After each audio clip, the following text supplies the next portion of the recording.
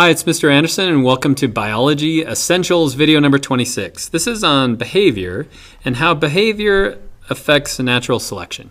This is a picture of Charles Darwin. I think he's about 50 years old in this picture. He seems to just be thinking, and he did a lot of that. This is at his house at Down, his thinking path. And so what he would do is he would put some rocks here in a pile, and then he would walk around, and every time he walked by, he would kick another rock out of the way as a way to kind of count the number of times he's walked around the thinking path. And so Darwin thought a lot. And in fact, when you read The Origin of the Species, it's a lot of mental arguments, but there's no genes and there's not any math really to back it up.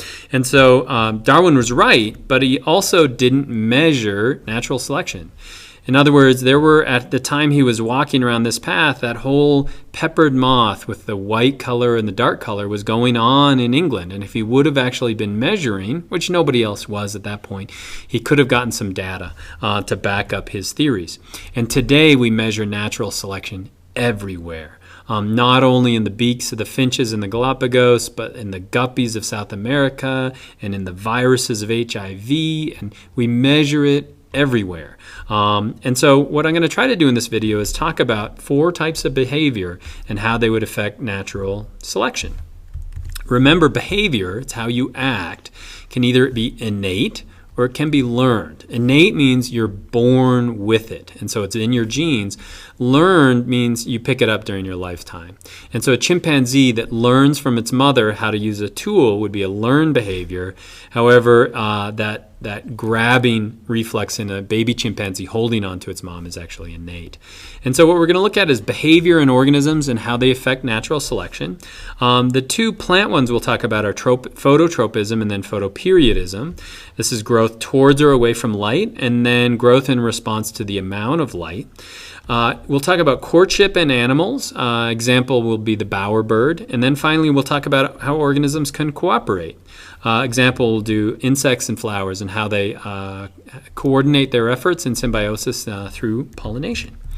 And so let's start with phototropism. Now, first of all, we should define what it is. Phototropism is growing in response to light.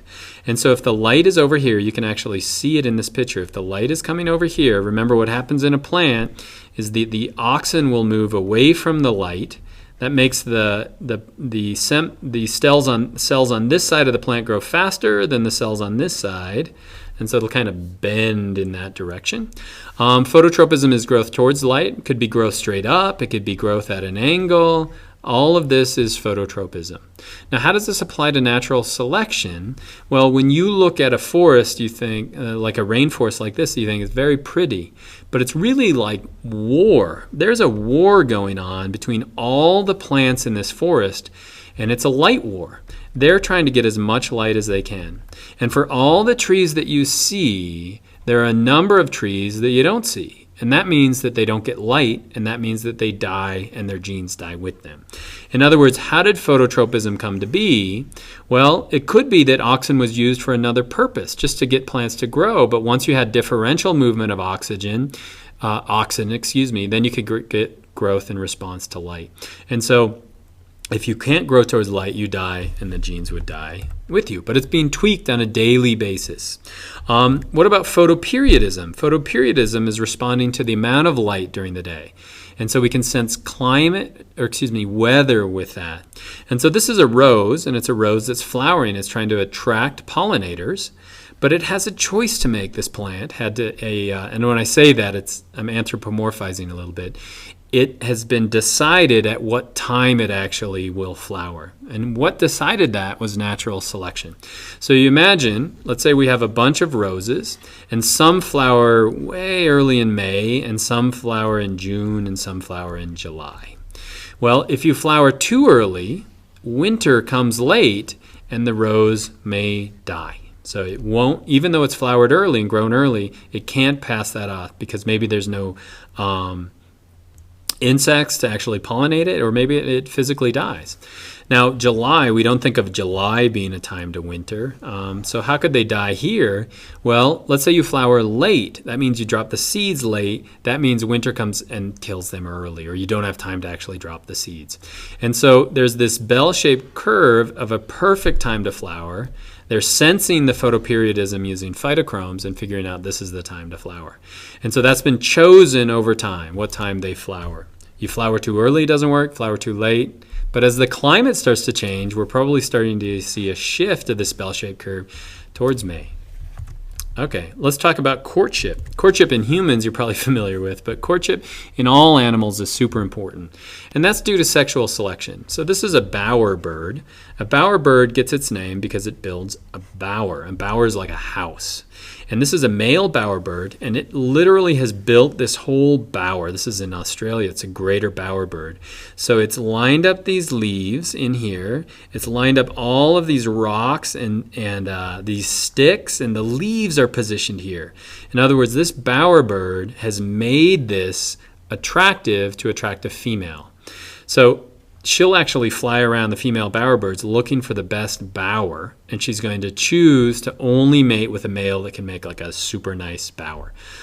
It's similar to a guy with a very fancy car, a very fancy house, trying to impress a female. And why is that? Well, if you are a male bower bird that can build this beautiful bower, that probably means that you have a brain that works correctly, and that probably means that your DNA is intact, and so it's a really good judge of your fitness. And so females that chose males that can make a really good bower were more likely to have offspring and pass those genes on. If you had a really messy bower as a male, you didn't pass your genes on. As a result, that's been eliminated as well. So natural selection at play, in this case, is probably mostly sexual selection. And then finally, I want to talk about cooperation in pollination. Cooperation shows what's called coevolution. In other words, once flowers started flowering, insects started trying to eat the flowers, and initially probably that was a parasitic relationship. In other words, insects were trying to feed on the flowers. Plants figured out, and what I mean by figured out is maybe some of those insects actually, while feeding on plants, transferred the pollen from one organism to another, and eventually we had this coevolution where the evolution of the flower and the evolution of the insects are inexorably linked together. If we have decrease in bee populations now, what's going to happen to the flowers? Well, maybe they'll have to evolve back to a wind or some other way of distributing their pollen. And this cycles back to Darwin again. So Darwin understood natural selection, understood all of this, unfortunately didn't study it, didn't actually measure these things. But he was looking in Madagascar. I don't think he could have, I'm not sure if he went there or not, but was looking at Darwin's orchid. It's named after Darwin after that. But the cool thing about it is it's got about a foot-long distance from the outside of the flower down to the bottom where the nectar is found. And so Darwin saw this orchid, and he predicted that in the future they'll find some kind of an insect or something that has a really long proboscis. And what they found was this moth. This moth has a proboscis that normally is in a butterfly or any moth or stuff like that. It'll actually wad up like that when they're flying around. But it'll unwind, and so it can get to the nectar inside it. And we call this Xanthopin morganii predicta. And the predicta means that it was Darwin's prediction that it would have that length. And so this is a coevolution between these organisms, but essentially the behavior that you have determines if you survive or die, and that leads to natural selection and eventually adaptation of the organisms. And so I hope that's helpful.